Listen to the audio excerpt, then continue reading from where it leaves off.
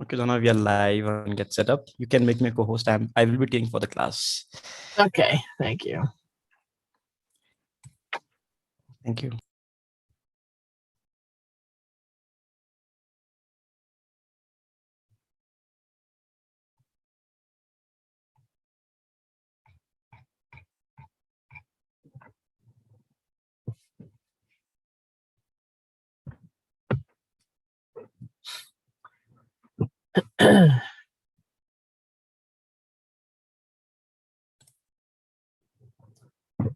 All righty.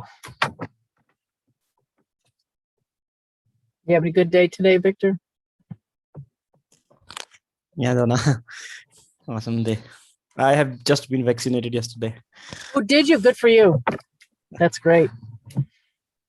So it's a good thing. I'm getting fever chills.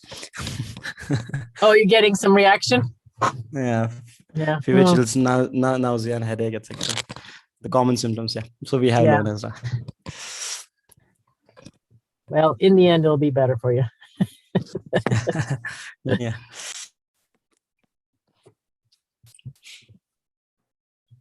Hello, everyone. Good afternoon. Good morning. Good afternoon. Hi. Oh, Chris. Oh, Greg. I love that. What's that behind you there? Is that a? Hey, Donna. It's part of a peonies that I just went into bloom. Nice. I took the picture between the rain that we're having for the next week. Oh. Hey, Carol Sue. It is 80. Ooh, it's only 60 here. That's not even sandal weather. We're stuck. You're It's we're getting into our summer weather. What can I say What is the highest you get in the summer? about that? 60. No. Oh yeah. Lucky you. So Coldest place in the summertime when everyone is sweating like crazy. It's the coldest place in the country. Donna, do you miss Connecticut as far as the weather is concerned? I didn't. Oh, I do. I miss the fall colors. Oh, okay. I really miss that. In fact, speaking of fall colors, do you see what Chris Brown has? Yeah, Yes. right. Going Yeah, on there? nice, huh? Gorgeous. Yes, I did. Oh, you just want to walk right down that path. I want to I lay know. down that path. You want to lay down, you can roll around in that thing. You got it. Donna, I'm in Toronto and we're warmer than you right now. We're about 25. The pool's open. The whole world, as summer comes, it goes up. Or I should say our hemisphere goes up. In San Francisco, it goes down. Yeah, that's kind of funny. It's just our fog time. You know, the fog is starting to come in. But, you know, you just drive about 40 minutes away from the city and it's 90 degrees. So if you want to warm up, you can quickly, you know, and then everyone out there comes into the city to cool off. There's a little cross traffic happening. Hi, Verna. Good to see you. Welcome. All right. Well, we should get going because, boy, this is a big topic today. Just a, small topic here. Today, I want to welcome everyone to Get Set Up. We're seniors teaching seniors about technology and all types of programming. Today, we're going to take a little jaunt through history. We're talking about art history. I'm going to fix my slide here for a second here. There we go. That's better. This is a great class. If you just want an overview, you just want to see what has happened in art history, and that's what today is about. We're going to go through the periods and movements, give you an idea of who are the main artists in each of the periods. It's a great introduction to art. At the end of this class, I will give you an email that will list from my slides the periods and the main artist in there, so you can go and take a look. And in the future, we'll probably spend more time in some of these periods that have some of the most famous artists and explore them more. So when we talk again, my name's Donna. I'm your guide today. I was in the IT industry for over 30 years. I enjoy helping people get over their fear of technology. This session is being recorded. If you wish to get a copy of the recording, you can do so by emailing help@getsetup.io. We're not paid to promote any products here at Get Setup. And we have Victor in the chat room today, taking care of any questions you have or any tech issues that you have going on. So today we're going to understand the difference between periods and movements in art history and learn about the historical timeline for art history. We are going to cut it down because we can't go through all the periods. There's too many of them. But we're going to hit the main ones for Western art history and where the famous artists that are on that timeline, where do they lay? Does anybody have a favorite art period or movement that you enjoy the paintings from? Surrealism. Do you like the realism? Okay. Sue, what do you like? The Impressionism. Ah, yes. Anyone else? I agree. Impressionists. You like the Impressionists? Yeah, that's the thing with art history. I believe there's a movement or a period for everyone. In fact, here we go. Just to explain a little bit, these are the kind of the main areas you have. On the left side of the screen, we have the periods for art history. And of course, we go all the way back to prehistoric. Mankind has been doing art and music way back from prehistoric times. We've always had a creativity about us. So it does go back that far. It, of course, encompasses all of the planet. We unfortunately have to just zero in on the Western art history. But what happened was we start off with the periods on the left. And then when we got down to Neoclassicism and Romanticism, well, art moved out of the church and the state, and the artists started doing their own thing. So on the right side, you've got the movements. So the periods stopped and the movements began. And we had all the different movements which were driven not by church or state, but driven by the artists themselves. So you'll see this split when we're talking about Western art history. All right, I'm going to play for you a little video just to give you a quick little time capsule for art history.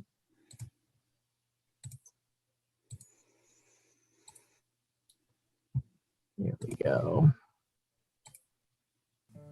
Hello there. In this video, I'll be going through a timeline of some of the most important art movements in history, as well as some of their characteristics. There are many forms of art, but we're going to focus on the visual ones, especially paintings.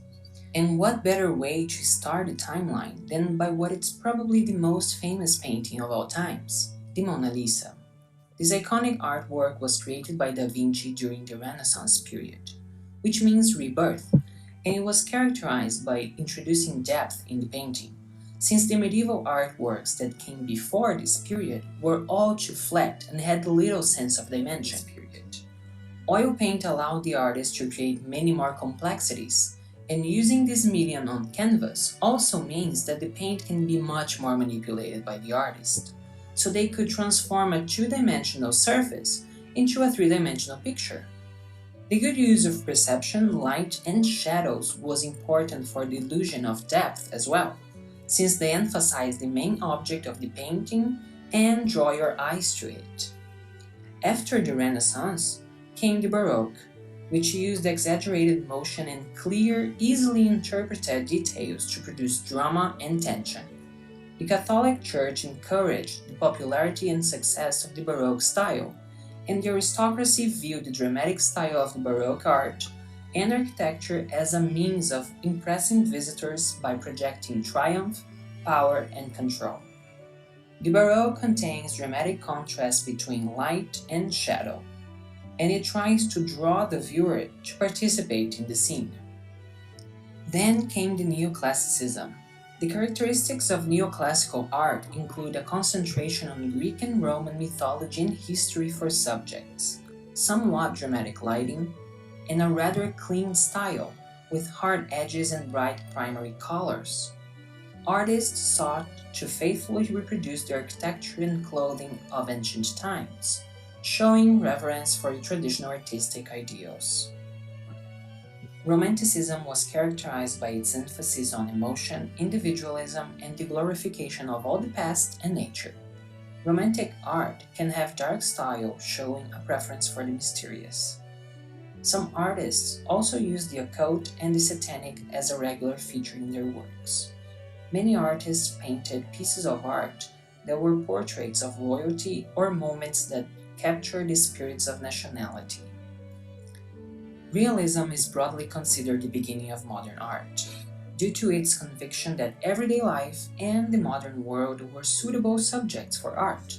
Realism in the arts is the attempt to represent subject matter truthfully, without artificiality and avoiding artistic conventions, exotic and supernatural elements.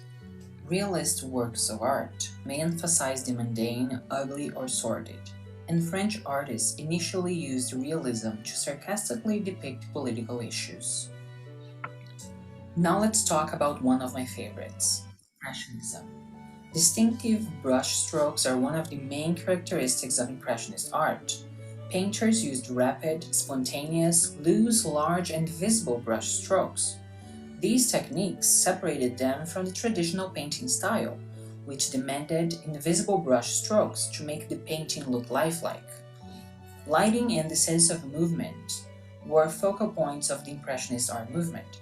Impressionist painters usually separate the colors, allowing viewers' perception to mix them. A few years later, another art movement emerged as a reaction against Impressionists' concern for the naturalistic depiction of light and color, the Post-Impressionism. Post-Impressionists extended Impressionism while rejecting its limitations. They continued using vivid colors and often thick application of paint, but were more inclined to emphasize symbolic content and the use of unnatural colors. Post-Impressionists believed color could be free from form and composition, as an emotion and aesthetic bearer of meaning. And then Faubism took this idea of separating color from its representational purpose even further, allowing it to exist on the canvas as an independent element. Above all, Faubism valued individual expression. The artist's direct experience of their subjects, their emotional response to nature, and their intuition were all more important than academic theory or elevated subject matter. And the arrival of Expressionism announced that as new standards in the creation and judgment of art. Art was now meant to come forth from within the artist, rather than a depiction of the external visual world. Paintings are distorted radically for emotional effect in order to evoke moods or ideas rather than being faithful to physical reality. And then Cubist artists abandoned perspective, which had been used to depict space since the Renaissance, and they also turned far away from the realistic modeling of figures. Cubists explored open form, piercing figures and objects by letting the space flow through them, blending background into the foreground, and showing objects from various angles. These innovations may represent a response to the changing experience of space, movement, and time in the modern world. Developed in reaction to World War I, the Dadaism movement consisted of artists who rejected the logic, reason, and style of modern capitalist society, instead expressing nonsense, irrationality, and anti-capitalist protest in their works. Dada artists are known for their use of ready-made objects, which are everyday objects that are represented as art with little manipulation by the artist. Using the ready-made force questions about artistic creativity and the definition of art and its purpose in society. The Surrealists sought to channel the unconscious to unlock the power of imagination. The work of Sigmund Freud was profoundly influential for Surrealists, particularly his book, The Interpretation of Dreams, published in 1899. His exposure of the complex and repressed inner worlds of sexuality, desire, and violence provided a theoretical basis for much of Surrealism. Surrealists really like to put together things that are not normally seen together, like a lobster and a telephone. Dali once said, I do not understand why, when I ask for a grilled lobster in a restaurant, I am never served a cooked telephone. Are you confused? Don't worry, we all are as well. Despite its name, abstract expressionism was neither wholly abstract nor expressionist, and comprised several different styles. What united them in one art movement was an intention to redefine the nature of painting. Born out of profound emotion and universal themes, the most were shaped by the legacy of Surrealism. In their success, these New York painters robbed Paris from its mantle of leader of modern art and set the stage for America's dominance for the international art world. Pop art.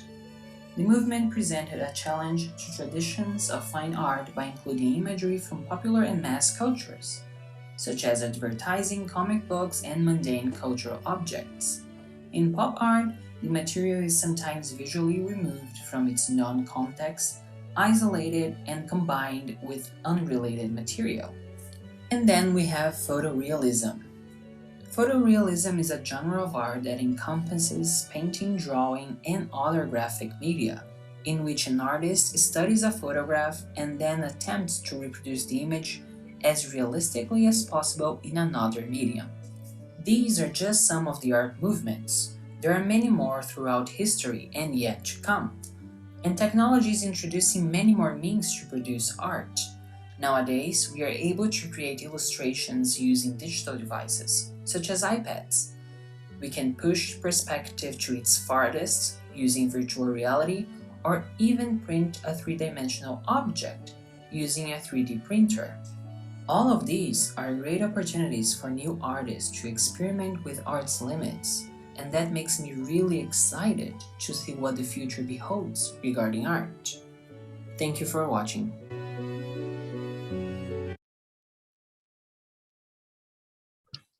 It's a nice little description of these periods. So I do want to talk a little bit about the Middle Ages. Donatello, Giatto. These guys were a little bit before Da Vinci and that crowd that was in the Renaissance, but they had some interesting artwork. Like Donatello did the very first freestanding statue, a naked statue too. It was the very first naked statue. It was freestanding. Before that, a lot of statues were up against the buildings or in corners. This one was freestanding.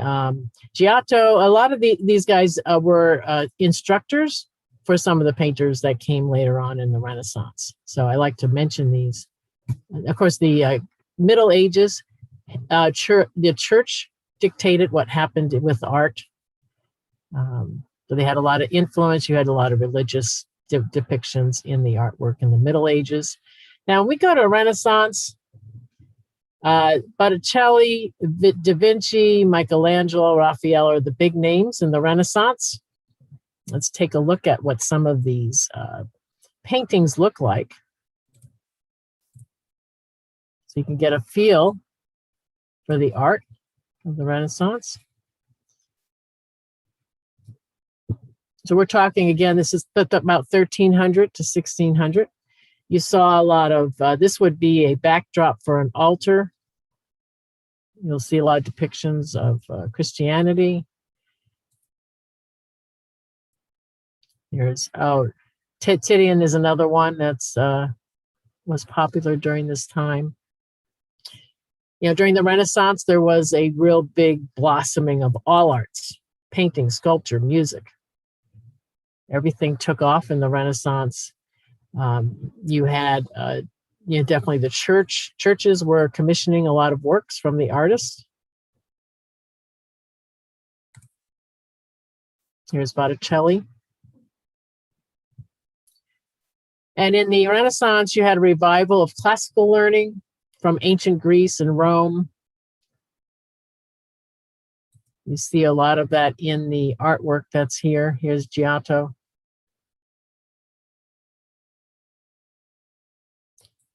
And they were using oil paints in the Renaissance. So that, like they said in the video, that really helped with being able to show perspective in the paintings. When we move into the Baroque period, here are some of the major Baroque painters. Now, the Baroque period, it was kind of an extension of the Renaissance. Let's take a look at. This is Caravaggio, the card sharps, which is kind of a funny painting. You see the guy with the cards stuck behind his back. Obviously, something's going to happen to that lady. So when you take a look at the Baroque period, they do a lot with light in the paintings. They're still going to, this is a Rembrandt. This is the Night Watch, a very famous painting. So they took the classical idealism of the Renaissance, and then they added more emphasis on drama. There was a little more emotion in the paintings. Their color schemes were very strong.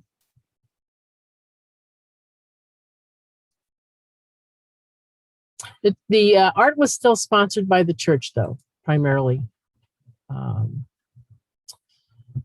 So it definitely had religious themes to a lot of these artists.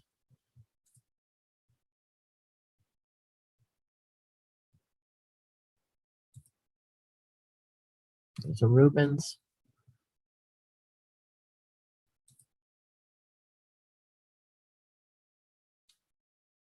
This one's in the Louvre.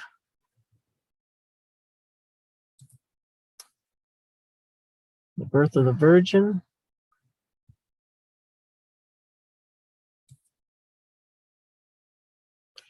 And, typically when the artists would go to art school, they would learn not just art, but they would learn anatomy. So they would learn about how to draw figures really well. They learned about science. It was really a combination of a lot of different factors that go into the training that the men would get. This is an interesting, this got a lot going on in this painting. Here's a Caravaggio.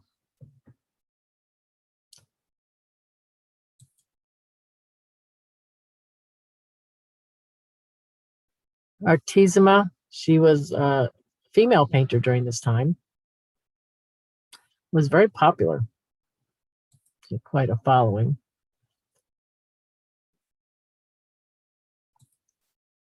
Just to give you a feel for what it looked like in the Baroque period.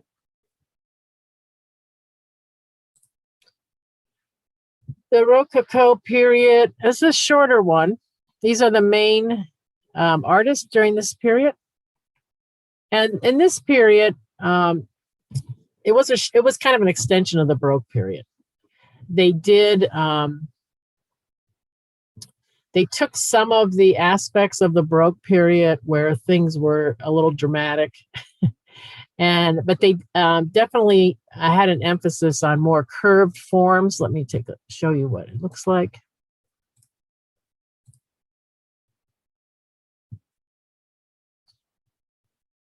And at this point, we're moving out of, it's kind of a transition in a way, this period, transitioning from what's happening in the Renaissance and the Baroque period, moving on, because now artwork is also being commissioned by kings and queens, and it's not just the church. So you're going to see some different subject matters here. This is Luncheon with Ham.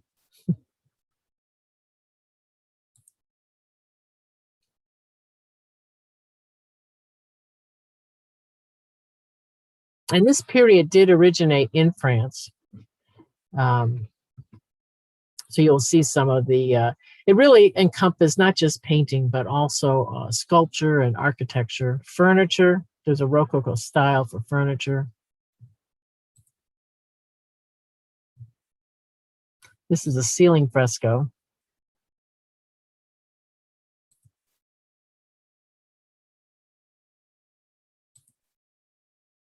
This is an interesting sculpture. Look at that veil.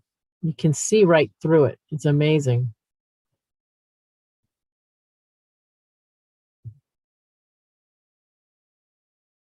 This is Corradini. This is Cupid. This is from 1744. Rococo period was 1720 to 1780.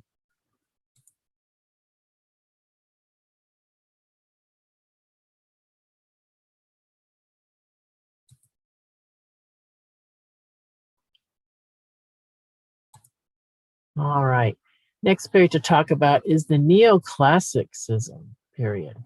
Now, this is where it's definitely changing a bit. The Neoclassics, they were about a return to order, because the ornamentation of the Baroque period, the Rococo period, it was kind of a backlash, and they wanted to go back to what was going on in the Renaissance. They wanted that symmetry, the precision of the Renaissance. So you see a little bit of this going backwards. Let's take a look at some of the people during this time. This is from 1782. So the Neoclassicism is 1750 to 1830. During this time, you know, we had our, we had the formation of the United States during this time.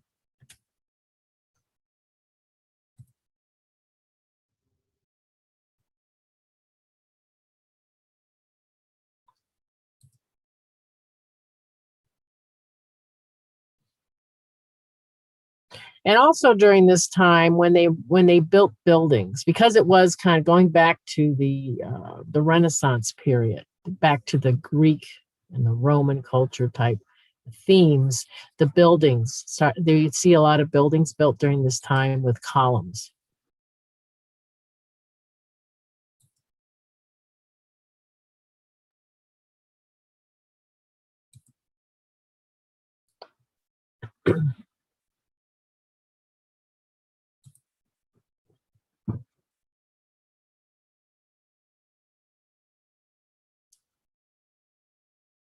This is Panini, 1737.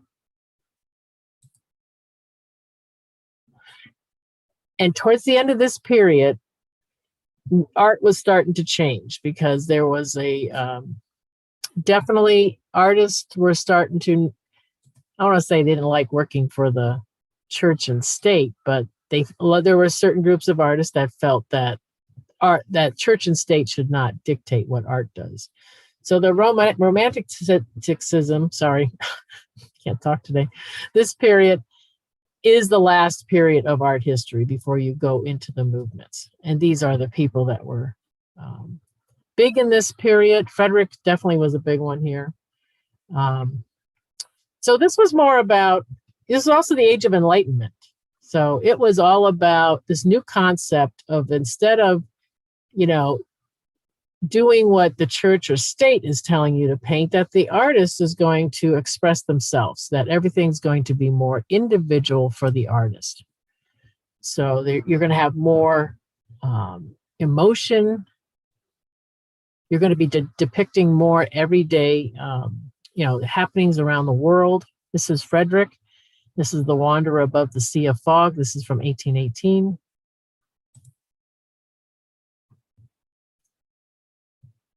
This is 1827. This is a subject from a play of by Lloyd Bryan.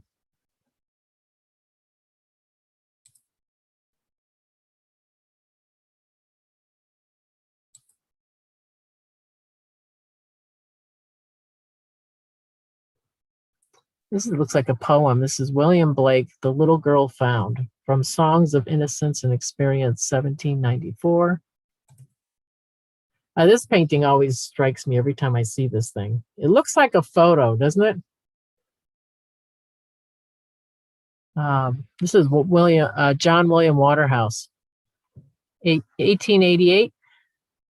Very close to when realism starts, and you can see where, this is definitely more of a realism photo, but it just looks like a picture. It's amazing. This is in 1888. Death of Chatterton, 1856. This is Henry Wallace.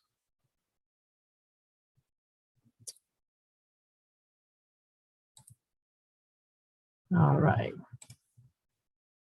So now this is the end of the periods in art history. So now we talk about, and this is Greg's favorite, right, Greg?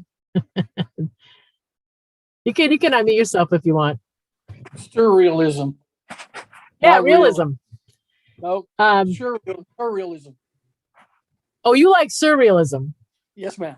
I do too. Boy, some crazy dreams those guys are having. We're going to get to surrealism. I can't say my isms today.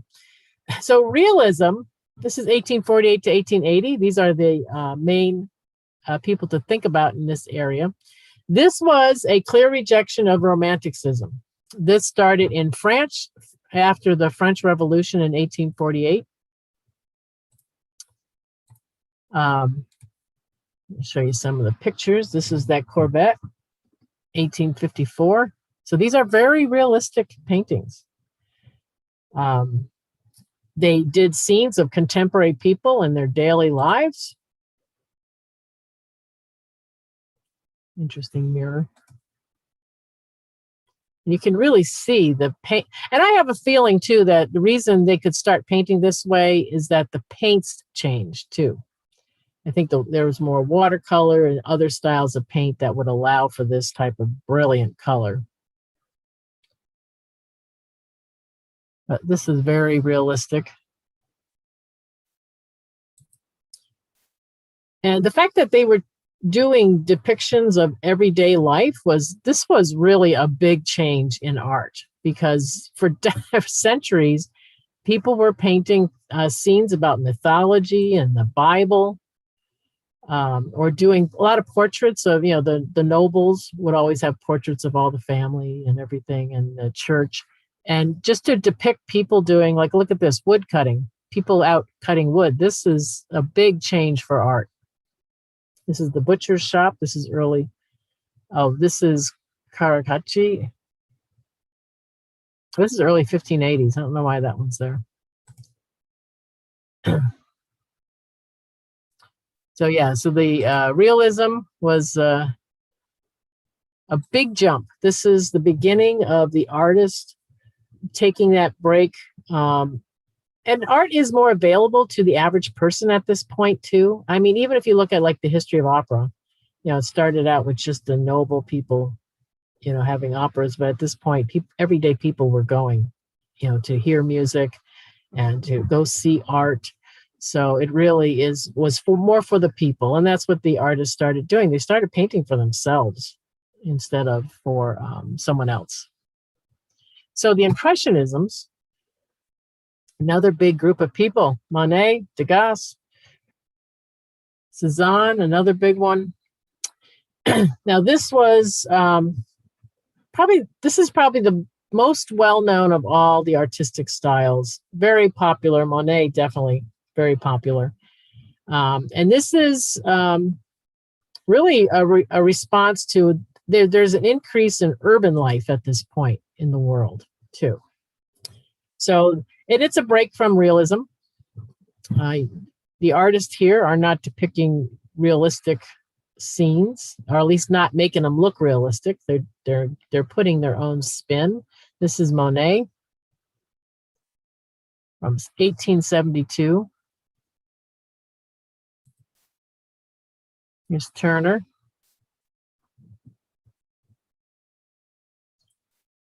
And it's a very, what they would call an anti-academic in its style because of the brushstrokes. It's all about brushstrokes with the artist and the color palette. Sorry, this is Renoir. This is the dance at Le Moulin. Monet, the Luncheon on the Grass, another famous painting from this time.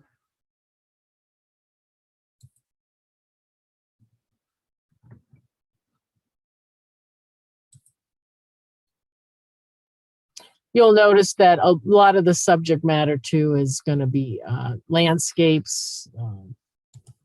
A lot of the paintings are outside.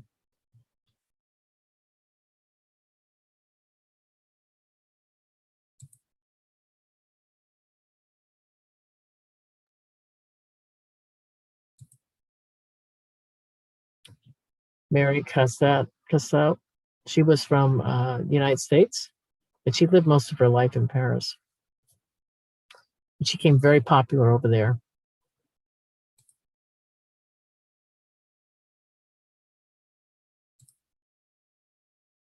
Quite a change from the other art that we saw earlier with, battles and all this stuff going on. It's quite a change once the art flipped. This is a pretty picture. This is Monet.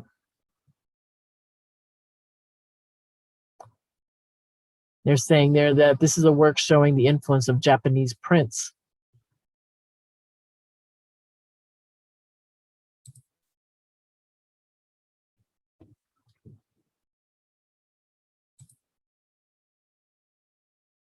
Young girl at a window in 1885. This is Mary Cassatt.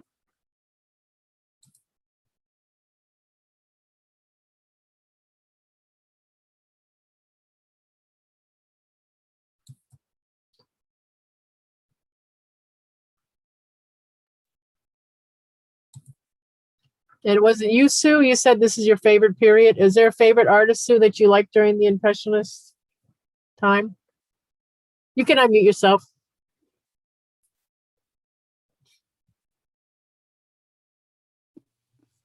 I really like all of them, but I did get to go to Monet's garden, and that was really a special experience. That must have been. Because he painted out in that garden. Yes. That was his inspiration, the gardens there.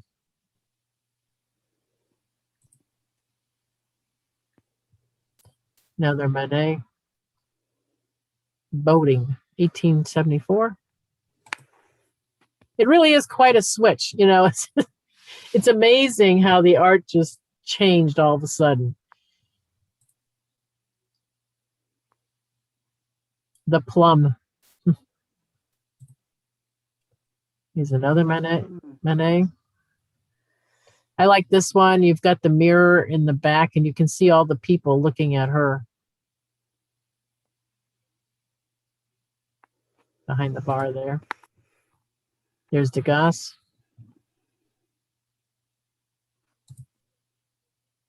Another Degas, 1876.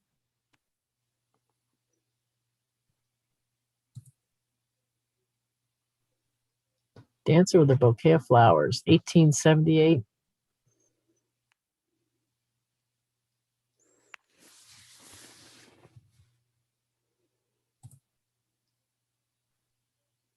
Woman in the Bath, another Degas, 1886.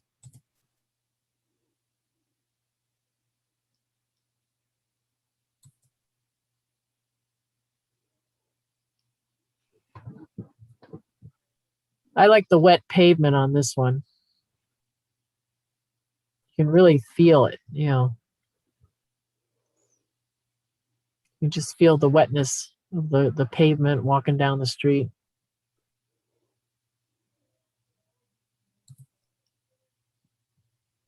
Renoir, 1874.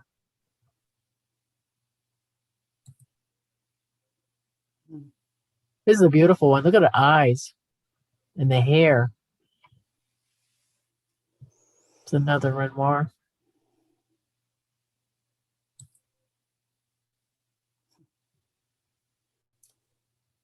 Two Sisters on the Terrace.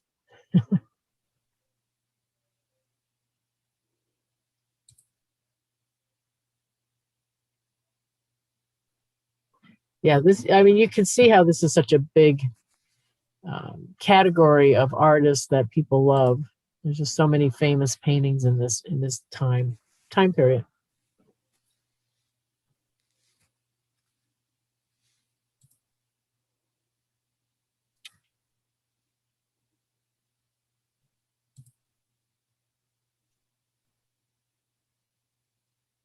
Oh, this is Monet.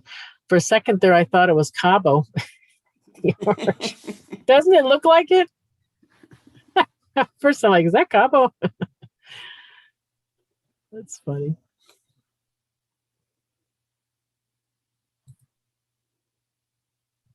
Oh, Mary Cassatt, The Child's Bath, another famous painting for her, 1893.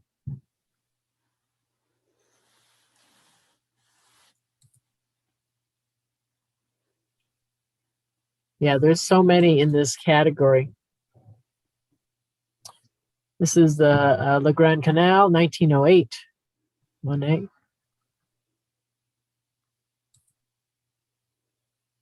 This is Whistler. I can't tell if it's painted that way or if it's damaged. Well, it says The Falling Rocket, 1874. So maybe this is just the, sparks flying.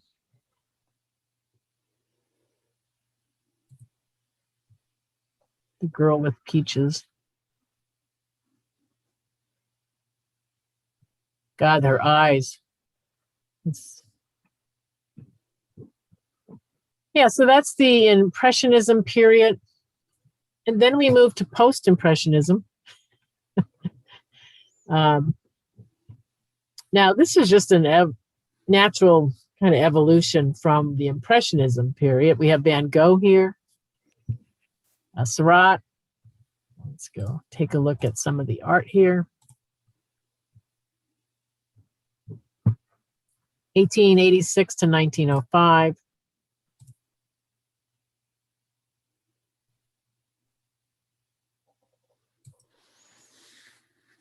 Rosario, Cezanne.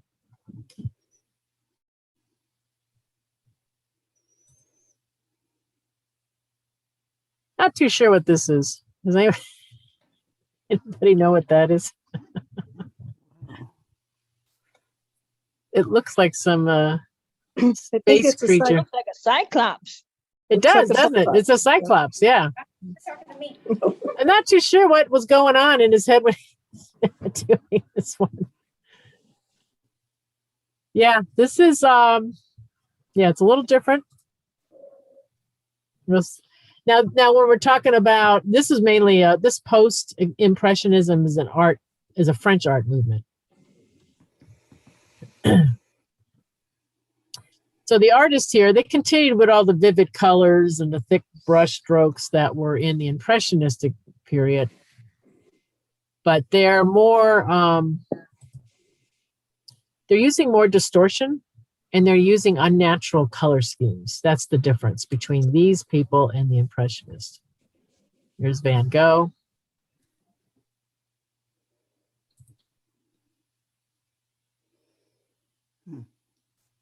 It's kind of interesting. It looks like a photo, Donna.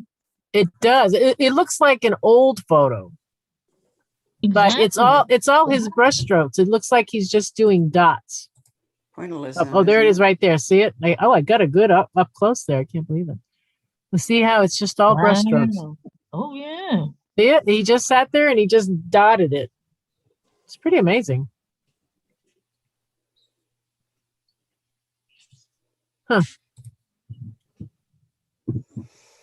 Okay. If I can get back to the slide here. Oh, I lost them. Okay. Yeah, so that's the Post-Impressionism people. Very interesting group. And then we get to Expressionism. Now, this originated in Germany. We got some German artists here. Edward Munch, of course, famous for the Scream. Now, these artists were not necessarily worried about showing any reality. It was more subjective. These were emotionally charged responses to the world. This is the Scream, Edward Munch, 1893. Expressionism is about 1905 to 1930. This is El Greco, view of Toledo. I like the trim around the buildings here. It's really pops. And the sky. You're going to see some disfiguration in some of these paintings.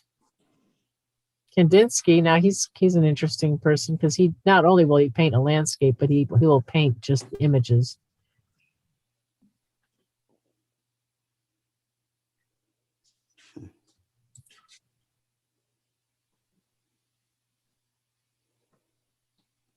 Blind Musician, 1922.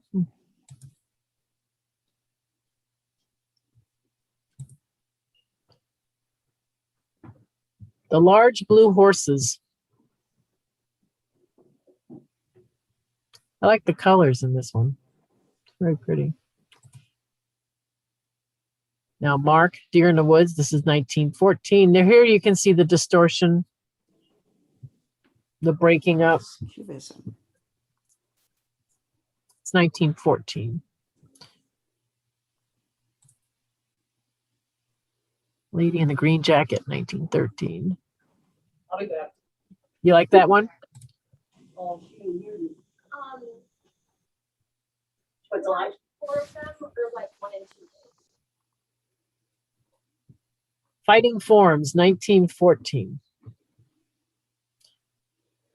So the artists in this period are kind of, it's a mix. Some of it are the landscape, people still doing landscapes, and then people doing something different, which is forms and color. Kirchner, this is 1912.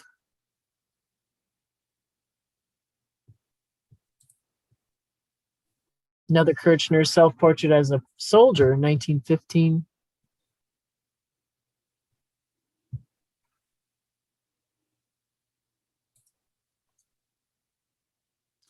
All right. Fabiism. Matisse, big one here. This really was, a lot of this went on in France. This is Matisse, Woman with a Hat, 1905. Nice colors there. One of the things with Fabiism that they would do is literally pour the paint from the tubes to the canvas. That was one of their trademarks. So they really were about an explosion of color.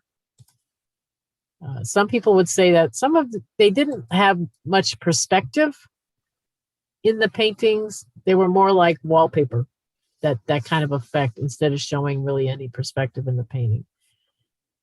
This one's very colorful. This is from 1906.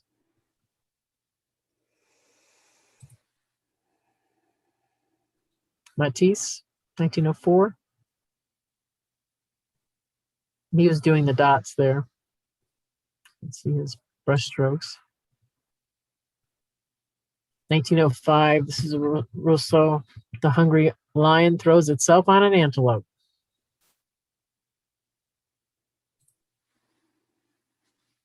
Matisse. I think this is an orgy. I'm not too sure what's going on in here.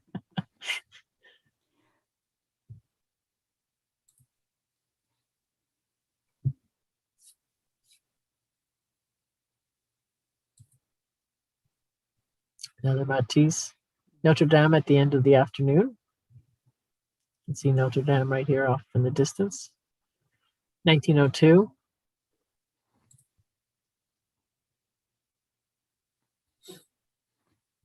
Andre Duran, self-portrait in his studio.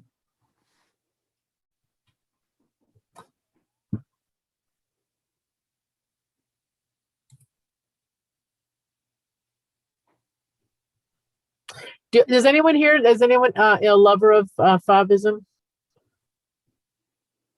Anyone? Just asking out of curiosity. Yeah. So that's that group. Let's talk about Cubism. And these are the main people. Picasso, of course, really big Picasso. And it pretty much centers around these guys. It's a small movement. A lot of the, let's go into look at some of the art here. The Cubism. Girl with a mandolin. Actually kind of like this one, 1910, Picasso. They do like She looks intersecting. like a robot. What'd you say, Carol Sue? She looks like a robot. Look at her head. Yeah, yeah. Well, you can see that futurism. It's kind of, they're kind of at this around the same time. It does look like a robot. They did overlapping forms, and there's, you don't have a visual perspective in these type of paintings.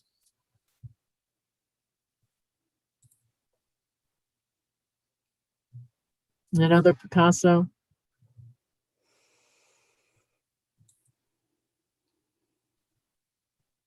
This is the seated nude.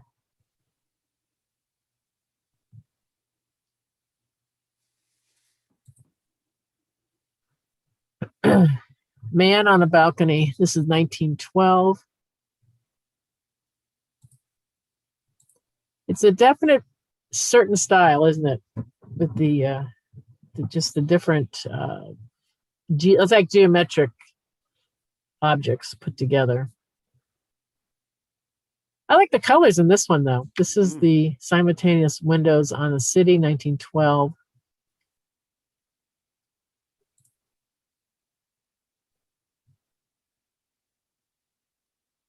This is showing the old exhibit. Futurism. You can see some of it in that one Picasso, especially. 1910 to 1930. Now, it kind of took what was going on in Cubism and ran with it. These people embraced technology in their painting. They didn't reject it. Where a lot of the other movements in art were against capitalism and technology. These people were like, bring it on. This is 1912. Shows, here we go. Boccioni.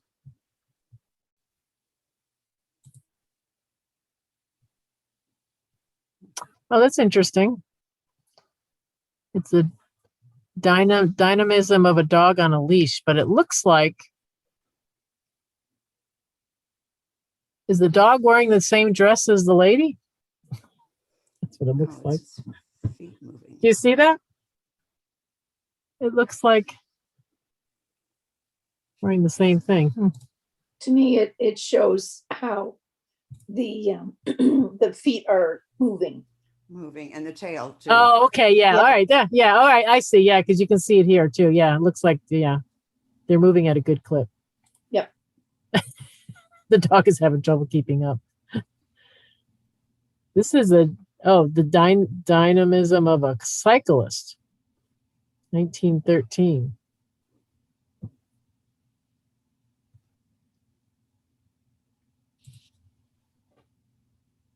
Battle of Lights, Coney Island, 1913, 1914. This is Joseph Stella. I kind of like the color in it.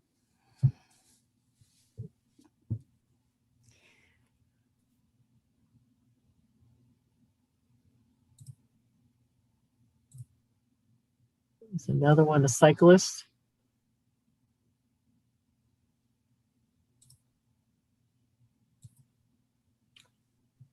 So that's the futurism. In Art Deco, this affected not just the art, but we had a lot of influence in Art Deco with buildings, a lot of the architecture around. And the emphasis in Art Deco is on the mechanical world, mass producing things. Like here, this looks like people in this is workers sorting the mail. Art in the tropics.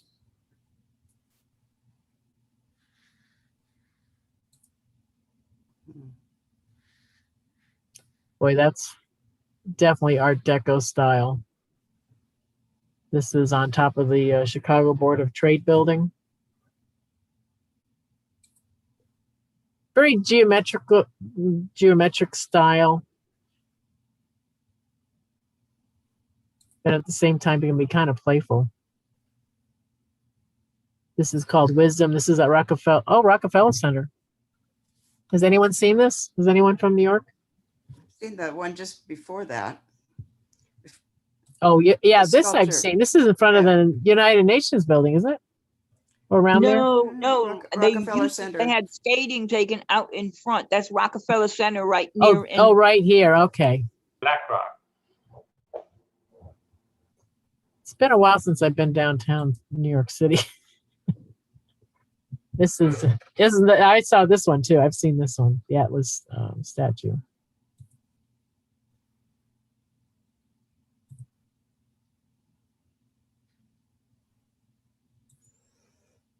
A lot about mail delivery.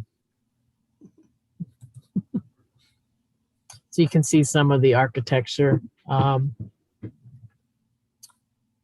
of fun artwork. Let's see if I show any others. I don't see any of the other ones coming up, but that can be. I like Tamara de Lampica. Her stuff is really interesting to look at.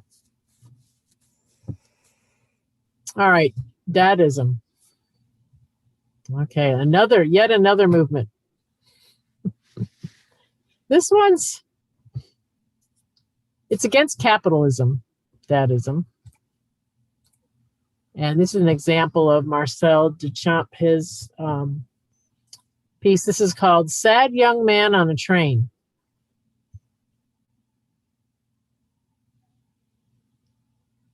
This is from 1911, 1912. This was really, Dadaism kind of came after the First World War. It's kind of a reaction to war, capitalism. The artist had a very political stance that they would take in their artwork. And let's go on to Surrealism, because I know Greg said it's his favorite. I like the Surrealism too. Great dreams these people had. Of course, we have Salvador Dali is one of them. These people had just very surrealistic worlds that they thought of. These guys had some great dreams and nightmares in the artwork. There's Ernst. I'm too sure what that is. Looks like a chicken or I don't know. These are a little small here, but Infinite Divisibility, 1942. And of course, Dali. I don't have a Dali picture up. That's really great art from this area. And then Abstract Expressionism. Jason Pollock's a big name in this area. This came out of the United States. This originated here. I'll show you some people to look at. This one's Untitled.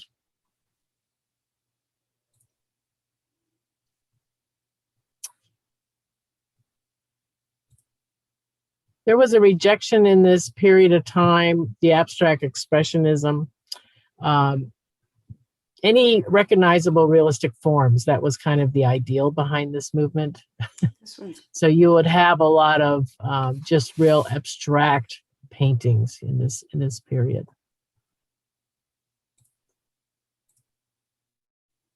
And then we're at the contemporary art period, which is from after World War II to now.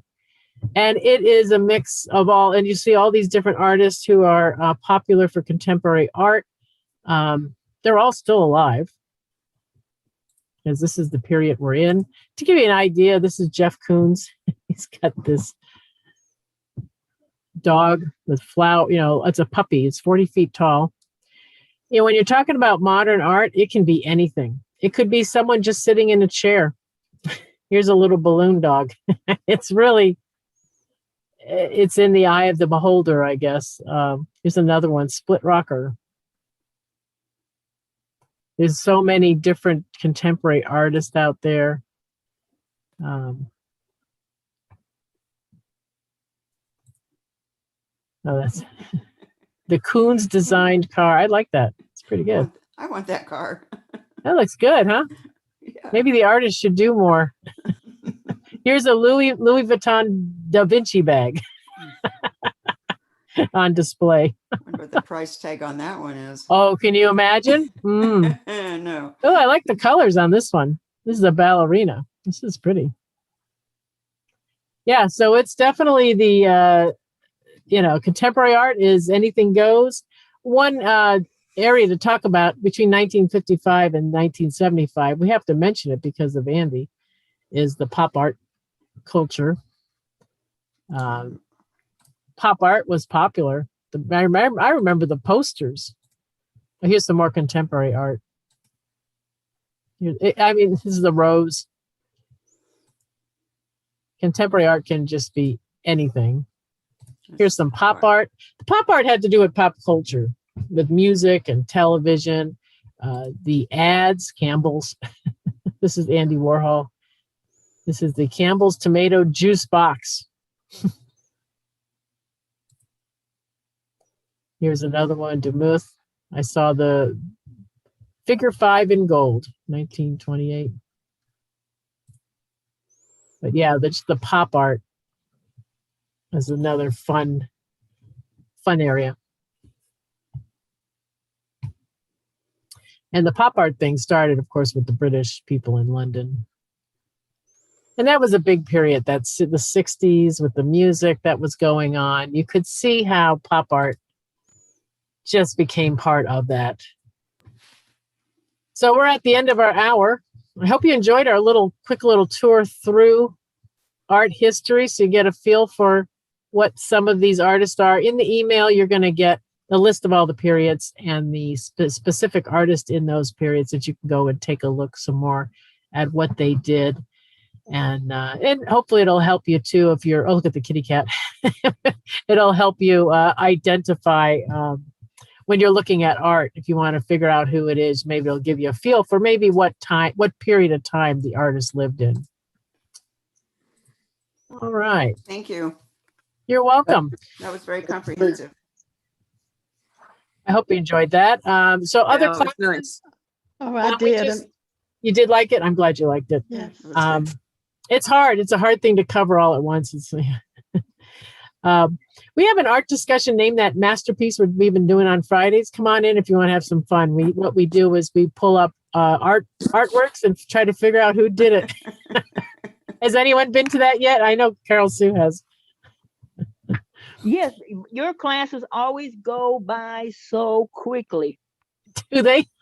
Yes. I don't know. I don't really take anyone else's classes, so I don't know. Well, that's good. I guess that's good news. We do have the Colorful World of Chihuly. That's another class I've been doing if you're interested in Chihuly. Oh, yeah, he's great with his glass work. Oh, my God. Beautiful. We have famous women in art history. We had a first part, and we're doing part 2 tonight. So if you want to come to learn more about women in art history, and we do have the life and art of Leonardo da Vinci also kind of wandering around. You'll get your class notes. I'll put in the all the information today, so you can go and take a look at them. You can invite friends on your on the desktop or mobile. Click on the invite a friend button to have them come into the class. Is there a question? I'd have a quick question. Sure. Can we have more in the day than at night? You know what? Classes seem to be all night ones. I was so excited when I found this one today. Oh, yeah. Well, you know what? When you go do the feedback, just put a comment in the feedback that you would like to see more of these during the day. Okay. So where are you, Doreen? Michigan. Michigan, okay. Yeah. So I'm in Arizona, so it's morning for me. Right. Yeah. So it makes a difference, obviously. I have some of my art and music classes, they put them at 5 p.m. Pacific. So it's like 8 o'clock at night for some people. I think that's what she's talking about. Yeah. Right. Yeah. Yeah. So you can, or you can email help@getsetup.io, and you can just say that, you could just let them know about that. That's our generic email where you can, do class suggestions, or if you want to get recordings, you can get them from there too. So anyways, you guys have a great rest of your day. We'll see you next time. Thank you. Take care, everyone. Enjoy your day. Have a good one. You too. Enjoy your day.